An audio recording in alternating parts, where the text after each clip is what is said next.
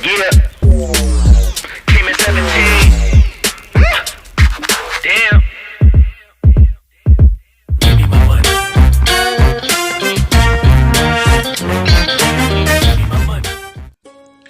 नमस्कार दोस्तों, तो आज हम शुरू करेंगे अपने YouTube चैनल पे एक नई सीरीज जिसका नाम है हिंदुत्व का दर्शन। हिंदुत्व का दर्शन क्या है, क्या उसके मायने हैं, जो हमारे मन में कुछ प्रश्न आते हैं उनके क्या उत्तर है। हिंदुत्व का दर्शन और धर्म का दर्शन क्या दोनों एक ही चीज है या अलग अलग चीज है? हिंदू धर्म श्रेष्ठ धर्म है या किस प्रकार का धर्म है? ये सब बातें हम इस पूरी सीरीज के अंदर जानेंगे। इसमें कई एपिसोड आएंगे, उन सभी एपिसोड में हम हिंदू धर्म के बारे में चर्चा करेंगे, उनके दर्शनों को जानेंगे, वो न्याय की कसौटी पे खड़े उतरते हैं या नहीं, वो उपयुक्तता की कसौटी पर खड़े उतरते हैं या नहीं, हम ये सब जानेंगे। ठीक है, तो शुरू करते हैं आज हम हिंदुत्व का दर्शन एपिसोड नंबर 1, जिसका नाम है हिंदू धर्म के दर्शन के परीक्षण। हिंदू धर्म के दर्शन के परीक्षण में हम सबसे पहले जानेंगे क्या ये न्याय की कसौटी पर खड़ा है कि नहीं। न्याय से हमारा क्या अर्थ है? न्याय के तत्व क्या है? न्याय के तत्व से मेरा ये अर्थ निकलता है, मैं ये बात स्पष्ट करना चाहूंगा, और ये बात मैं अपनी खुद की नहीं बोलूंगा। जो भी बातें हैं वो सब किताबी बातें हैं, जो भी हमने किताबों में पढ़ी हैं, जो भी हमने हिंदू धर्म में मैंने जो पढ़ा है, मैं वही बातें बोलूंगा। तो प्रोफेसर बार्गवान से मैंने ये जाना है कि न्याय का सिद्धांत एक सारभूत सिद्धांत है। न्याय का सिद्धांत एक सारभूत सिद्धांत है, उसमें लगभग उन सभी सिद्धांतों का समावेश है जो नैतिक व्यवस्था का आधार बनते हैं। न्याय ने सदा ही समानता और क्षतिपूर्ति के सिद्धांत को प्रतिपादित किया है। अगर न्याय कभी देखा जाए तो समान भाव से देखा जाता है, निष्पक्षता से समानता उभरी है। नियम और नियमन, न्यायपूर्ण और नीति परायणता, ये मूल्य के रूप में समानता से जुड़े हुए हैं। यदि सभी मनुष्य समान हैं, तब वे सभी एक समान तत्व के हैं, और ये समान तत्व उन्हें समान मौलिक अधिकार और समान स्वतंत्रता के योग्य बनाते हैं। तो मेरा सवाल आप सभी से है, और आपको जिसको भी उत्तर पता है वो उसका उत्तर कमेंट में लिखना। ठीक है, तो मेरा पहला ही सवाल ये है, इनमें से कौन से सिद्धांत को हिंदू धर्म मान्य करता है? मतलब क्या हिंदू धर्म समानता को स्वीकार करता है? ये मेरा पहला सवाल है, क्या हिंदू धर्म समानता को स्वीकार करता है? अब मैं जो उत्तर दूंगा वो मेरा उत्तर होगा, किताबी उत्तर होगा, जो भी मैंने हिंदू धर्म के बारे में पढ़ा है, हिंदू धर्म में पढ़ा है, वो मेरा उत्तर होगा, और जो आपका उत्तर है वो आप लिख सकते हैं। तो क्या हिंदू धर्म समानता को स्वीकार करता है? इसको मैं थोड़ा अंदर डीपली ले जाऊंगा। जो भी हिंदू धर्म में, जो भी वेद में बात हुई है, मैं उसके बारे में चर्चा करूंगा। जो भी मनु ने बात करी है, ऋषि मनु ने, मैं उसके बारे में चर्चा करूंगा, और जो भी जाति व्यवस्था है मैं उसके बारे में चर्चा करूंगा। क्योंकि हमारा सवाल हिंदू धर्म समानता को स्वीकार करता है ये है।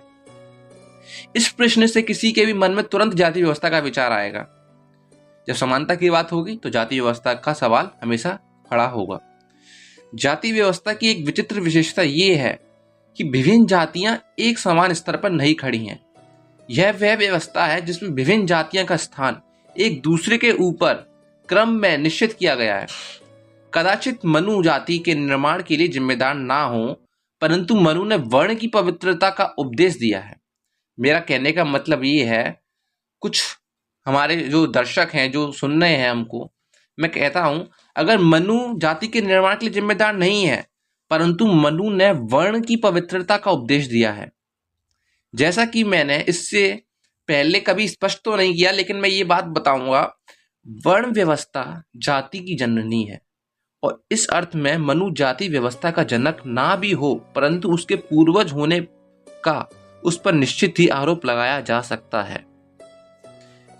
जाति व्यवस्था के संबंध में मनु का दोष क्या है, इसके बारे में चाहे जो स्थिति हो, परंतु इस बारे में कोई प्रश्न ही नहीं उठता कि श्रेणीकरण और कोटि निर्धारण का सिद्धांत प्रदान करने के लिए मनु ही जिम्मेदार है। मनु की इस योजना में ब्राह्मण का स्थान प्रथम श्रेणी पर है। जो मनु की जाति व्यवस्था थी, जो भी उसने वर्ण दिए, उसमें प्रथम स्थान पर, प्रथम श्रेणी पर ब्राह्मण है। उसके नीचे है क्षत्रिय, क्षत्रिय के नीचे है वैश्य, वैश्य के नीचे है शूद्र, और शूद्र के नीचे हैं अतिशूद्र। क्रमिक श्रेणी की ये व्यवस्था असमानता के सिद्धांत को लागू करने का एक दूसरा सीधा तरीका है, ताकि सही रूप में ये कहा जा सके कि हिंदू धर्म समानता के सिद्धांत को मान्यता नहीं देता। सामाजिक प्रतिष्ठा की ये असमानता राज दरबार के समारोह में चलने वाले दरबार के अधिकारियों की श्रेणी में दिखाई देने वाली असमानता के समान नहीं है। समाज के विभिन्न वर्गों द्वारा हर समय, हर स्थान पर तथा सभी कार्यों में पालन की जाने वाली सामाजिक संबंधों की ये स्थायी व्यवस्था है। इस बात को स्पष्ट करने के लिए काफी समय लग सकता है कि मनु ने कैसे जीवन का प्रत्येक अवस्था में असमानता के तत्व को लागू किया। कहने का मतलब है, मनु ने कैसे जीवन का प्रत्येक अवस्था में असमानता के तत्व को लागू किया। मतलब जो भी हम समानता देखते हैं तो वो समानता तो अभी मनु के हिसाब से असमानता के तत्व हैं, उसको लागू किया गया। अब मैं गुलामी, विवाद और विधि के नियमों जैसे कुछ उदाहरण देकर ये बात स्पष्ट करना चाहूंगा कि मनु ने कैसे जीवन का प्रत्येक अवस्था में असमानता के तत्व को लागू किया।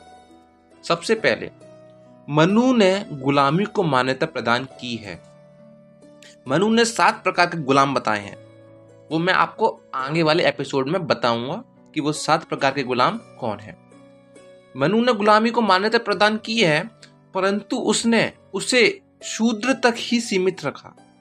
केवल शूद्रों को ही शेष 3 ऊंचे वर्णों का गुलाम बनाया जा सकता था, परंतु ये ऊंचे वर्ण शूद्रों के गुलाम नहीं बन सकते थे। परंतु ऐसा प्रमाणित होता है कि इस व्यवहार में ये व्यवस्था मनु के नियम से भिन्न थी और केवल शूद्र ही गुलाम नहीं होते थे, किंतु अन्य 3 वर्णों के लोग भी गुलाम होते थे। ये स्थिति तब स्पष्ट होती है जब नारद नाम के मनु के उत्तराधिकार ने एक नया नियम बनाया। नारद का ये नियम कुछ ऐसा था, जब कोई मनुष्य अपनी जाति विशेष के कर्तव्यों का उल्लंघन करता है, उसे छोड़कर 4 वर्णों पर नीचे से ऊपर उल्टे क्रम में गुलामी लागू नहीं की जा सकती। इस संबंध में ये गुलामी किसी स्त्री की स्थिति के समान है। नारद ने 15 प्रकार के गुलाम बताए हैं, वो भी हम आपको नेक्स्ट एपिसोड में बताएंगे, जब मनु ने 7 प्रकार के गुलाम बताए हैं और नारद ने 15 प्रकार के गुलाम बताए हैं। तो हम इस बात पे थे कि जो नारद ने कथन कहा है, जब कोई मनुष्य अपनी जाति विशेष के कर्तव्यों का उल्लंघन करता है, उसे छोड़कर 4 वर्णों पर नीचे से ऊपर उल्टे क्रम में गुलामी लागू नहीं की जा सकती। इस संबंध में ये गुलामी किसी स्त्री की स्थिति के समान है। समझ रहे हो? ये गुलामी किसी स्त्री की स्थिति के समान है। गुलामी को मान्यता प्रदान करना बहुत बुरी बात थी, परंतु यदि गुलामी को अपना रास्ता स्वयं निर्धारित करने की आजादी दी जाए तो उससे कम से कम एक लाभकारी प्रभाव होता है। क्या वो प्रभाव है? वह सभी को एक समान स्तर पर लाने की शक्ति बन जाती, व्यवस्था की नींव को नष्ट कर देती, क्योंकि शायद उसके अंतर्गत ब्राह्मण किसी अछूत का गुलाम और अछूत किसी ब्राह्मण का मालिक बन सकता था। परंतु जब ये स्पष्ट हो गया कि अनुबंधित गुलामी उसी जैसा सिद्धांत है, तब उसे ही विफल करने के प्रयास किए गए। इसलिए मनु और उसके उत्तराधिकारियों ने गुलामी को मान्यता प्रदान करते हुए इस बात का भी आदेश दिया कि उसे वर्ण व्यवस्था के उलट क्रम से लागू नहीं किया जाए। इसका मतलब है, एक ब्राह्मण दूसरे ब्राह्मण का गुलाम बन सकता है। एक ब्राह्मण दूसरे ब्राह्मण का गुलाम बन सकता है, परंतु वह किसी दूसरे वर्ण का, जैसे क्षत्रिय, वैश्य, शूद्र अथवा अतिशूद्र का गुलाम नहीं बन सकता। मनु का सीधा समरी, जो मैंने पूरी बात बोली, उसकी सीधी सीधी समरी ये है कि एक ब्राह्मण दूसरे ब्राह्मण का गुलाम बन सकता है, परंतु वह किसी दूसरे वर्ण का, जैसे क्षत्रिय, वैश्य, शूद्र और अतिशूद्र, इनका गुलाम नहीं बन सकता। परंतु दूसरी ओर एक ब्राह्मण इन चारों वर्णों के किसी भी व्यक्ति को गुलाम बना सकता है, परंतु उस व्यक्ति को नहीं जो ब्राह्मण है। एक वैश्य किसी वैश्य, शूद्र तथा अतिशूद्र को गुलाम बना सकते हैं, परंतु उसे नहीं जो ब्राह्मण अथवा क्षत्रिय, नहीं जो ब्राह्मण, क्षत्रिय अथवा वैश्य हैं। एक अतिशूद्र किसी अतिशूद्र को ही गुलाम बना सकता है, परंतु उसे नहीं जो ब्राह्मण, क्षत्रिय, वैश्य और शूद्र हैं। तो गुलामी की सीढ़ी कुछ इस प्रकार है कि अपनी बराबरी की जाति को गुलाम बना सकता है, परंतु अपने से ऊंची जाति की को गुलाम नहीं बना सकता। तो सीधा सीधा मनु का ये था। मनु अंतरजातीय विवाह का विरोधी है। उसका कहना है कि प्रत्येक वर्ण अपने वर्ण में ही विवाह करे, परंतु उसकी निश्चित वर्ण के बाहर के विवाह को मान्यता थी। फिर यहाँ भी वह इस बात के लिए विशेष रूप से सचेत था कि अंतरजातीय विवाह से उसके वर्णों की असमानता के सिद्धांत को हानि ना पहुंच सके। तो अब मेरा दूसरा सवाल आपसे ये है, जब मनु ने लिखा है कि एक शूद्र स्त्री केवल शूद्र की पत्नी बन सकती है, अब यहाँ बात स्त्री की हो रही है, किसी पुरुष की नहीं हो रही। पहले पॉइंट में उन्होंने लिखा है एक शूद्र स्त्री केवल शूद्र की पत्नी बन सकती है। शूद्र और वैश्य दोनों स्त्री एक वैश्य की पत्नी बन सकती है, मतलब एक वैश्य पुरुष किसी भी शूद्र महिला और वैश्य महिला से विवाह कर सकता है। वे दोनों मतलब शूद्र, वैश्य और क्षत्रिय स्त्री एक क्षत्रिय पुरुष की पत्नी बन सकती हैं, मतलब एक क्षत्रिय पुरुष एक शूद्र से भी, एक वैश्य से भी और एक क्षत्रिय महिला से भी शादी कर सकता है। और वे तीनों कौन? शूद्र, वैश्य, क्षत्रिय और ब्राह्मण की पत्नियां बन सकती हैं। ये इन्होंने अपने वाक्य 3.13 में कहा। और वो उसके बाद ये भी कहते हैं मनु अंतरजातीय विवाह का विरोधी है। अंतरजातीय विवाह का विरोधी है मतलब उनका कहना सीधा सीधा ये है कि एक ब्राह्मण महिला किसी शूद्र पुरुष की पत्नी नहीं बन सकती। वो ऐसा अंतरजातीय विवाह का विरोध भी कर रहे हैं और ऊपर आप कथन पढ़ें तो आपको क्या लगता है ये क्या कॉन्ट्राडिक्ट कर रहा है, इससे क्या उपदेश निकल रहा है? इसका उत्तर मेरे को आप कमेंट में दीजिए। ये हमारा प्रश्न नंबर 2 है। उसका कहना है कि प्रत्येक वर्ण अपने वर्ण में ही विवाह करे, परंतु उसकी निश्चित वर्ण के बाहर के विवाह को मान्यता थी। फिर यहाँ भी वह इस बात के लिए विशेष रूप से सचेत था कि अंतरजातीय विवाह से उसके वर्णों की असमानता के सिद्धांत को हानि ना पहुंच सके। गुलामी के समान वह अंतरजातीय विवाह को अनुमति देता है, परंतु उल्टे क्रम से नहीं।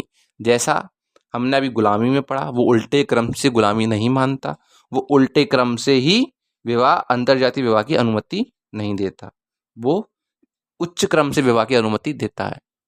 ऐसा क्यों है, क्या इसकी रीज़न है, ये सब अभी हम जानेंगे। सारे रीज़न जानेंगे, सारे तर्क लगाएंगे, सारे वितर्क भी लगाना आप लोग, और देखेंगे क्या इसका निष्कर्ष निकलता है, क्या इसका मोरल निकलता है, और क्या ये न्याय की कसौटी पे खड़ा उतरता है कि नहीं। अब हम बात करते हैं जो हमने पहला प्रश्न किया था, क्या हिंदू धर्म समानता को स्वीकार करता है? इसका उत्तर मैंने दे दिया, वो मैंने मनु के पॉइंट से दिया, लेकिन अब इसका उत्तर मैं दूंगा विधि के नियम से। जो विधि का नियम है उसके अनुसार क्या ये समानता को सिद्ध कर पाता है या नहीं। तो चलिए देखते हैं। विधि के नियम का सर्वसाधारण अर्थ यही समझा जाता है कि कानून के सामने सभी समान हैं। कानून के सामने सब समान हैं, ये विधि के नियम में लिखा है। इस विषय पर मनु का क्या कहना है?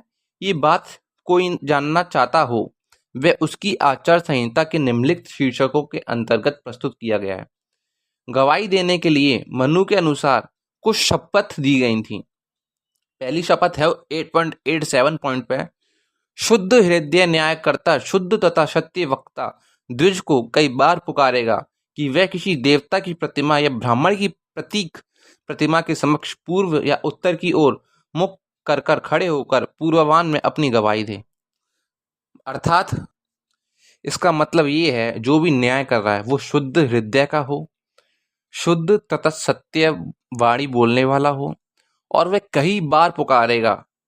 कई बार किसको पुकारेगा? जिसके लिए न्याय लिया जा रहा है। कई बार पुकारेगा कि वह किसी देवता की प्रतिमा के सामने या किसी ब्राह्मण की प्रतीक प्रतिमा के समक्ष या तो पूर्व की ओर या उत्तर की ओर अपना मुख मतलब वो अपना जो उसका चेहरा है वो उत्तर दिशा में या पूर्व दिशा में खड़ा हो जाए उस प्रतिमा के सामने। और दूसरा पॉइंट है उनका 8.88 में, न्यायाधीश ब्राह्मण से कहो, क्षत्रिय से सत्य कहो, वैश्य से गोबीज और स्वर्ण की चोरी के पाप की झूठी गवाही से तुलना करते हुए तथा शूद्र से उन सभी पापों जो मनुष्य कर सकता है के दोषों की झूठी गवाही से तुलना करते हुए गवाही देने को कहेगा। मतलब जो न्यायाधीश ब्राह्मण से कहो, क्षत्रिय से सत्य कहो और वैश्य से गोबीज और स्वर्ण की चोरी के पाप की झूठी गवाही से तुलना करते हुए तथा शूद्र से उन सभी पापों जो मनुष्य कर सकता है। शूद्र से क्या कहा है? शूद्र से उन सभी पापों को जो मनुष्य कर सकता है कि दोषों की झूठी गवाही से तुलना करते हुए गवाही देने को कहेगा। तीसरा पॉइंट है 8.113 में न्यायाधीश पुरोहित को उसके सत्य वचन की, क्षत्रिय को उसके घोड़ा, हाथी अथवा शस्त्र की, वैश्य को उसकी गाय, अनाज, आभूषणों की, शूद्र को उसके सिर पर हाथ रखकर यदि वह झूठ बोला तो उसे सब पाप लगेंगे कहकर शपथ दे।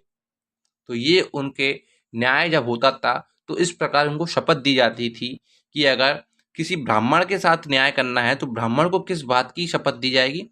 तो उन्होंने कहा है 8.113 में न्यायाधीश पुरोहित को उसके सत्य वचन की, जो पुरोहित है उसको उसके सत्य वचन की शपथ दी जाएगी। क्षत्रिय को उसके घोड़े, हाथी और शस्त्र की शपथ दी जाएगी। जो वैश्य है, जो बिजनेसमैन है, उसको उसकी गाय की, अनाज की और आभूषणों की शपथ दी जाएगी। और शूद्र को उसके सर पर हाथ रखकर शपथ दी जाएगी और अगर वह झूठ बोला तो उसे सब पाप लगेंगे, ऐसा कहकर मनु ने लिखा है। मनु झूठी गवाही देने वाले मामलों पर भी विचार करता है। उसके अनुसार झूठी गवाही देना अपराध है। वह कहता है 8.122 में न्याय की विफलता को रोकने के लिए तथा दुराचार को रोकने के लिए बुद्धिमान मनुष्य ने झूठी गवाही देने वालों के लिए कुछ दंड बतलाए हैं, जिनकी आज्ञा ऋषि विधायकों ने दी है। विधि के नियम से देखा जाए तो ब्रह्मा ने शूद्र को एक सबसे प्रमुख कार्य सौंपा है। वह है बिना किसी उपेक्षा भाव के उक्त तीनों वर्णों की सेवा करना।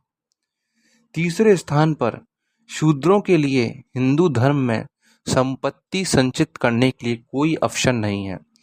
शूद्रों को उसकी सेवा करने के लिए 3 उच्च वर्णों द्वारा वेतन देने के संबंध में मनु के नियम बहुत ही आदर्शात्मक हैं। शूद्रों को वेतन देने के प्रश्न पर मनु कहता है अपने 10.124 पॉइंट में, शूद्र की क्षमता, उसका कार्य तथा उसके परिवार में उस पर निर्भर लोगों की संख्या को ध्यान में रखते हुए वे लोग उसे अपनी पारिवारिक संपत्ति से उचित वेतन दें। 10.125 में मनु कहता है शूद्र को झूठा भोजन, पुराने वस्त्र, अन्न का युआल तथा पुराने बर्तन आदि देने चाहिए। यदि मनु का वेतन संबंधी कानून है, यह न्यूनतम वेतन का कानून नहीं, ये अधिकतम वेतन का कानून है। ये एक ऐसा लौह कानून भी था जिसे इतने निम्न स्तर पर निश्चित किया गया था कि शूद्र के संपत्ति एकत्रित करने और आर्थिक सुरक्षा प्राप्त करने का कोई खतरा नहीं था। परंतु मनु किसी प्रकार की अनिश्चितता नहीं छोड़ना चाहता था और इसलिए उसने बहुत विस्तार में शूद्रों के संपत्ति एकत्रित करने पर प्रतिबंध लगाया। वह दृढ़ता के साथ कहता है 10.129 पॉइंट में, शूद्र धन संचय करने की स्थिति में हो फिर भी ऐसा ना करे। अगर वो इस काबिल है कि वो धन जोड़ सकता है तो वो तब भी ऐसा ना करे, क्योंकि जो शूद्र धन संचय करता है वह ब्राह्मण को दुख पहुंचाता है, ऐसा कहा गया। इस प्रकार हिंदू धर्म में व्यवसाय चयन के लिए अनुमति नहीं है, उसमें आर्थिक स्वतंत्रता नहीं है और कोई आर्थिक सुरक्षा भी नहीं है। आर्थिक दृष्टि से शूद्र की स्थिति बहुत ही कमजोर है। ज्ञान के प्रसार के लिए 2 कसौटियों का पूर्व नियोजित होना आवश्यक है। औपचारिक शिक्षा का होना आवश्यक है, साक्षरता का होना भी आवश्यक है। इन दोनों के बगैर शिक्षा का प्रसार नहीं हो सकता। औपचारिक शिक्षा के बगैर जटिल समाज के सभी साधनों और उपलब्धियों का आदान प्रदान करना संभव नहीं। औपचारिक शिक्षा के बगैर किसी भी विषय से संबंधित संग्रहित विचारों तथा अनुभवों का युवा पीढ़ी तक पहुंचाना संभव नहीं है और ये विचार तथा अनुभव उन्हें तब नहीं मिल सकते जब तक हम उनको दूसरों के साथ अनौपचारिक संबंध बनाकर शिक्षा प्राप्त करने के लिए छोड़ नहीं देते। इस संदर्भ में हिंदू धर्म की क्या स्थिति है? मेरा तीसरा सवाल है कि हिंदू धर्म की स्थिति क्या है। इसका उत्तर मैं देता हूं और आप भी अपना दें उत्तर। औपचारिक शिक्षा का सिद्धांत हिंदू धर्म में बहुत ही सीमित रूप में है। जो औपचारिक शिक्षा का सिद्धांत है वो हिंदू धर्म में सीमित रूप में है। औपचारिक शिक्षा केवल वेदों के अध्ययन तक ही सीमित है। ये स्वाभाविक था क्योंकि हिंदुओं की ये धारणा थी कि वेदों के बाहर कोई ज्ञान नहीं है। ऐसी स्थिति, हाँ, इस पे भी बहुत लोग भड़केंगे। मैंने बोला ना कि हिंदू धर्म में लिखा है वेदों के बाहर कोई ज्ञान नहीं है। इसका अगर जिसने वेद पढ़े हैं सिर्फ वही उत्तर दे। कोई भी व्हाट्सएप इंस्टाग्राम वाले उत्तर, फिल्मों वाले उत्तर, जैसा कि जीडीएस मूवी में दिखाया है वो वाले उत्तर ना दें। जिसने वेद पढ़े हैं सही मायने में, जिसने भी ऋग्वेद पढ़ा है सही मायने में, वो उत्तर दें, वरना कोई दूसरा उत्तर ना दे। तो उन्होंने कहा है वेदों के बाहर कोई ज्ञान नहीं है। ऐसी स्थिति होने के कारण औपचारिक शिक्षा वेदों के अध्ययन तक ही सीमित रही। इसका एक दूसरा परिणाम ये हुआ कि हिंदुओं ने ये माना कि उनका यही कर्तव्य है। वेदों के अध्ययन के लिए स्थापित पाठशालाओं से केवल ब्राह्मणों को ही लाभ हुआ। शासन के कला तथा विज्ञान के अध्ययन के लिए संस्थाओं की स्थापना करना अपनी जिम्मेदारी नहीं समझी, जिनका व्यापारी तथा मजदूर वर्ग के लिए उपभोग हो सकता था। शासन की इस उपेक्षा के कारण उन्हें दूसरा रास्ता अपनाना पड़ा। प्रत्येक वर्ग ने वे जो कार्य परंपरा से करते आ रहे हैं उसे करने का ज्ञान अपने सदस्यों को देने का प्रबंध किया। वैश्य जाति के लोगों का ये कर्तव्य था कि प्रत्येक युवा वैश्य व्यापारिक तंत्र, गणित, कोई भाषा तथा व्यापार की कुछ वास्तविक जानकारी बन सके। इन बातों की शिक्षा उसे उसके पिता के साथ व्यापार करते समय मिल जाती थी। कलाकारों और दस्तकारी वर्ग जो शूद्रों से उभरा, वे अपनी कला दस्तकारी अपने बच्चों को इसी तरह देने लगा। शिक्षा पारिवारिक बन गई थी, शिक्षा व्यवहारिक थी। उसके केवल विशेष कार्य करने की कुशलता बढ़ाई। उसने नई धारणाएं नहीं बनाई, उसने दृष्टि का विकास नहीं किया, जिसका नतीजा यह हुआ कि व्यवहारिक शिक्षा ने उसे केवल कार्य करने का एक अलग और समान तरीका सिखाया, जिसे उसकी कुशलता बदलते वातावरण में एक ठोस अयोग्यता बन गई।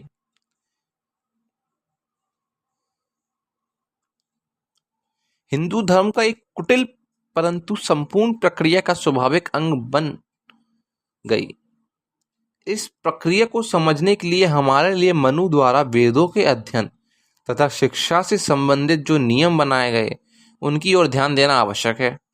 तो पहला पॉइंट है, वेदों का अध्ययन करने तथा वेदों की शिक्षा देने का कार्य इस सृष्टा ने ब्राह्मणों को सौंपा है। जो वेदों का अध्ययन करने का जो कार्य सौंपा है, वेदों की शिक्षा देने का जो कार्य सौंपा है, वो ब्राह्मणों को सौंपा। क्षत्रियों को उसने आदेश दिया है कि वे वेदों का अध्ययन करें। वैश्यों को उसने आज्ञा दी वे वेदों का अध्ययन करें। जो गुरु की आज्ञा के बगैर वेदों का ज्ञान प्राप्त करेगा, ऐसा माना जाएगा कि उसने धर्म शास्त्रों की चोरी करने का अपराध किया है और वह यातनाओं में डूब जाएगा। द्विज शूद्रों की उपस्थिति में वेदों का अध्ययन ना करें। स्त्रियों का वेदों के श्लोकों से कोई सरोकार नहीं है। मेरा सवाल ये है, जब वेदों का ज्ञान दे रहा है तो सभी वर्णों को दिया जाए, स्त्रियों को भी दिया जाए, तो यहाँ लिंग और वर्ण में ज्ञान से, शिक्षा से क्यों अंतर किया जा रहा है? इसका उत्तर मेरे को आप दीजिए, ठीक है। यदि किसी द्विज ने यानी अनुचित रूप से वेदों को रहस्य उद्घाटन किया है, मतलब अर्थात शूद्रों या स्त्रियों ने, तो वे पाप है। और वो पाप क्यों है, मुझे इसका जवाब दीजिए। वो पाप क्यों है? अगर कोई स्त्री कुछ पढ़ना चाहती है, वो वेद का ज्ञान प्राप्त करना चाहती है, तो वो पाप क्यों है? कोई शूद्र वो ज्ञान प्राप्त करना चाहता है तो वो पाप क्यों है? क्या वो हमारे देश के लिए हितकारी नहीं है? क्या वो हिंदू धर्म के लिए हितकारी नहीं है? ऐसा मनु ने क्यों कहा? एक वर्ष जो का आहार करके अपने पाप का प्रायश्चित किया करता है। इन श्लोकों में 3 भिन्न भिन्न प्रस्तावों का समावेश है। जो अभी मैंने पॉइंट बोले हैं वो पॉइंट थे 1.88, 1.89, 1.90, 2.116, 4.99, 9.18 और 11.198। ये सारे श्लोक थे और इन श्लोकों का मैंने हिंदी अर्थ बोला है। पहला 1.8 में बोला था, वेदों का अध्ययन करने तथा वेदों की शिक्षा देने का कार्य स्पष्टता ने ब्राह्मणों को सौंपा है। तो इन सभी श्लोकों के प्रस्तावों का समावेश है। ब्राह्मण, क्षत्रिय तथा वैश्य वेदों का अध्ययन कर सकते हैं, परंतु उनमें से केवल अकेले ब्राह्मणों को ही वेदों की शिक्षा देने का अधिकार है।